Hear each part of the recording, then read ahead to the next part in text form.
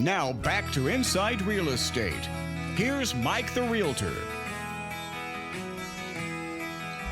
Hey, folks, we are back inside real estate, sports, entertainment, politics, website InsideRealEstateRadio.com, website InsideRealEstateRadio.com. Time for some entertainment talk. We've got New York Times best-selling author James Rollins on the line. We're going to talk about his new book. Mr. Rollins, are you on the line with us? I sure am, and thank you for having me on your program again. I appreciate it. Well, good morning, and thank you so much for coming on the show, especially on an early Sunday morning that we have, and especially, live. And so thanks so much for coming on. Happy to do so. Well, hey, I read this one again, and of course, I'm a big fan, and so read all your books anyway. But The Seventh Plague, this is the latest and greatest in the Sigma series. By the way, for all the folks out there, it's going to be on sale December 13th. So in a couple days, it's going to go live, and of course, it'll be available where all fine books are sold. And so in this book, you always mix so many great things into a book, taking some history with some cutting-edge technology and science. And in this one, you kind of mix the biblical plagues of Egypt with some geoengineering and then the typical globe-trotting of the Sigma team, and just another great read. So talk to us a little bit about, how the biblical plagues played into this book. Well, the story starts when an archaeologist comes stumbling out of the Egyptian desert. He unfortunately dies before he can tell his story because he's been missing for 2 years. But his body offers maybe a few clues. One clue is an odd one. It appears that his body's been partially mummified while he was still alive. That disturbing little fact is paired up with the fact that he seems to be carrying an organism, a plague organism that is spreading across Cairo and then the globe. And it's up to our team from Sigma Force, this team of sort of killer scientists that work out of DARPA, to try to figure out where he had come from and is there a way to stop this plague that begins to spread that could potentially cascade into the other 9 biblical plagues that were seen in Egypt during the time of Moses. And, this type of virus, it kind of has a correlation to, modern day, that we're kind of going through some things with Zika and trying to figure it out. So kind of explain that correlation there. Well, it's that Zika virus that was sort of the seed for this entire book. It's an unusual little organism. A couple little facts about it. It started in a monkey in Uganda. Yet, because the world has gotten so small, people are traveling so much, the world's gotten a lot smaller, it's easy for diseases to spread. So now we've seen, just in a short period of time, this virus in a monkey in Uganda is now threatening people in Florida. There was a case just reported in Texas just recently. Mm-hmm. And, at this point, we're struggling to deal with it. It's a mosquito-borne disease. It has a sort of an odd property of causing crippling birth defects. In my novel, I sort of have a virus similar to that, yet this virus causes birth defects the same way, but it only affects male children, much like Moses' 10th plague. And so this novel serves basically as sort of a cautionary tale about Zika, about our inability to face these crises, and basically, about what we can do when nature sort of pushes back against us. Right, absolutely.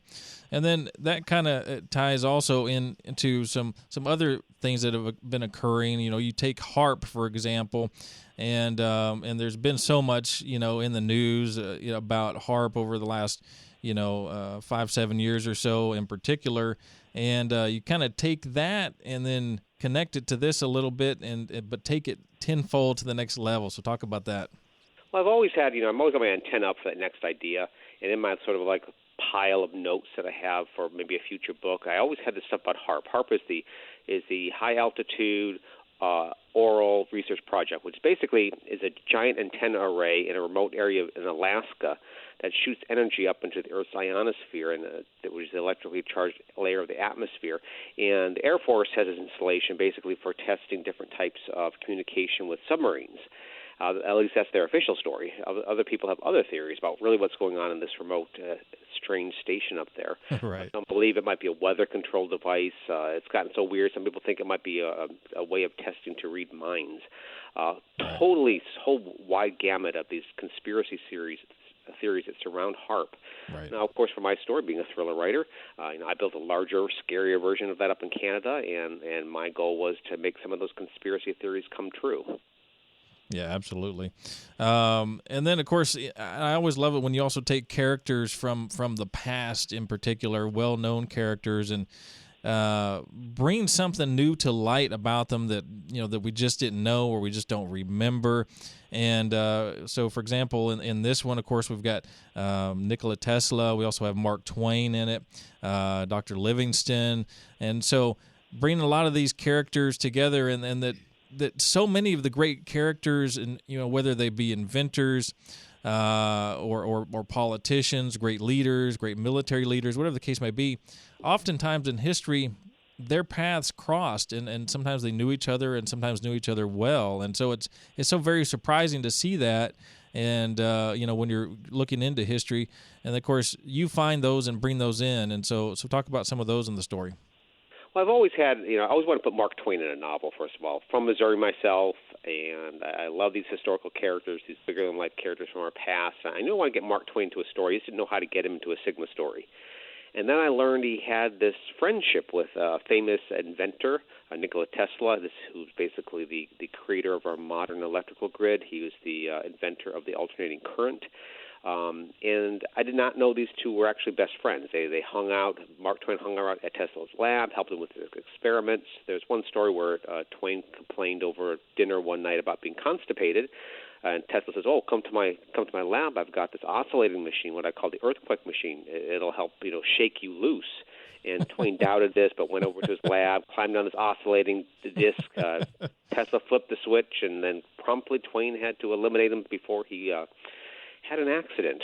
So apparently Tesla's invention worked just fine. Right. So I just love this relationship. I thought if I'm going to ever put Twain in the book or Tesla in a book or in both of them in the book at the same time, it's got to be a big story. It's got to be sort of biblical proportions. So of course, when I got this idea for this novel dealing with Moses' 10 plague, I thought, okay, I'm going to pull this pair of characters and give them a great adventure of their own. Yeah, absolutely. Yeah, I mean, who would have thought? I mean, when I saw that, I was like, Mark Twain and Nikola Tesla, friends, and I was just like, wow, and of course, the history is there and it's true, and so I love seeing these, real and true bits that you throw into these novels. It's just makes them so much more of a enjoyable read. So not only that, let's talk about. I mentioned earlier in the show as kind of a teaser, how does Donald Trump's life intersect with Tesla? And so there's a little bit of a connection there. So what is that? Yeah, that was totally out of the blue. I did not, without looking for that, just sort of stumbled upon this. There's a great mystery surrounding Nikola Tesla, and I love historical mysteries. I love pieces of histories that end in a question mark. And, Tesla was a visionary genius, but later in his life, there was a big headline in the New York Times where he boldly claimed that he discovered a new and never-before-seen energy source. He claimed that it could be potentially used to create a death beam. Of course, such claims concern the U.S. government, and upon his death, they raided his apartment, they took his body, they cleared all of his papers out of his room. But before Tesla had passed away, he had warned his nephew, if I ever do die, you must hurry to my hotel room and secure this one notebook. No one can ever obtain this notebook. And, of course, by the time the nephew was alerted of his uncle's passing away, he hurried there, but the document with the notebook was already gone. Now, the U.S. government wanted somebody to review all of this paperwork, and because it's fairly technical, I needed a science team, so they contacted the National Defense Research Committee, and that group at the time was led by a fairly well-renowned physicist, one by the name of John G. Trump. And when I'm stumbling across that during my research, I'm thinking that can't possibly be related to Donald. And right. Researching, yes, that's actually Donald's uncle. So Donald's uncle was the one reviewing all of this sort of pilfered Tesla's work. The conclusion of the committee was there was nothing there. There seemed to be no verifiable claim of this undiscovered energy source or this death beam technology. Yet, when Tesla's nephew finally was able to sort of wrest those papers back from the government, it took him years, took him millions of dollars of money and with lawyers, but eventually got the papers back. But one piece was still missing, that notebook. That book's never been found. Of course, me again, being a thriller writer, I seem to have found it again. Of course. Well, and I thought that was amazing because, when you think about Trump and, there was just always all this talk about his dad being a slumlord, et cetera, and you never really heard anything about his uncle. And so, of course, reading your book that, got me to thinking, well, okay, what about his uncles? And so go into digging into that. And so that's the great thing about your book is when it, sort of inspires and drives new things in you to go and research and check out new things. I always think that's a great thing about, reading novels. You're always learning and then always picking up new trails. So when you do look into John G. Trump, the uncle of Donald Trump, yeah, I mean, what an amazing intellectual at MIT and, absolutely one of the smartest engineers ever. He was brilliant. He had a lot of inventions himself. He was an inventor. He had his doctorate from MIT in physics. He was a law, he passed away in 1985, but he won many awards for his service in the industry. Donald's very proud of his uncle, and rightfully so. Yeah, absolutely. John G. Trump's his brother. Which actually put him through school part of the time. So very interesting. And then it gets you to really to look into the family as well, like even Elizabeth Trump, So I would highly recommend, folks, look into some of this stuff in Trump's background. You may have heard so many things about Trump or his family that, his father was a slumlord, this, that, and the other. Look into some details of his family because he's got some really interesting folks in his family, in particular, his uncle, but then even going back further. So I'd encourage people to look into that. But that's a side note. By the way, you are going to be here in Texas, I do believe, in a couple of days for book signing. Isn't that right? I will be in Houston I'm double-checking, on Thursday the 15th over at Murder by the Book. Hope to see everybody over there.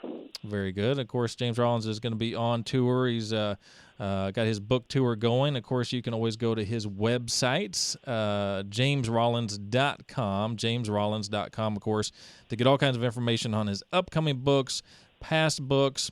By the way, there's also a short story that you released recently, Crash and Burn. It's a Sigma short story, so that is already out. And then, of course, this book, the latest full novel in the Sigma series, The Seventh Plague, it comes out in a couple days. So, folks, trust me, it's a must-read. Wherever fine books are sold, you need to grab this one.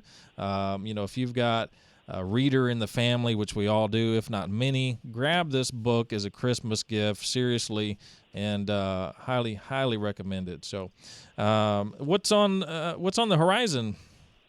I've already just about finishing the book that follows this, another Sigma novel. It's basically a big mystery that ends this novel, and it sort of has repercussions into the next book, so I'm very excited about that. Sounds good. Well, best of luck as always on this one and the book tour, and best wishes for happy holidays and a new year, and hopefully we'll be talking to you next year about the next one. I hope so too.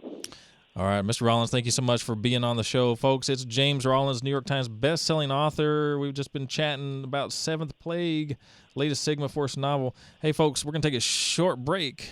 Come on back.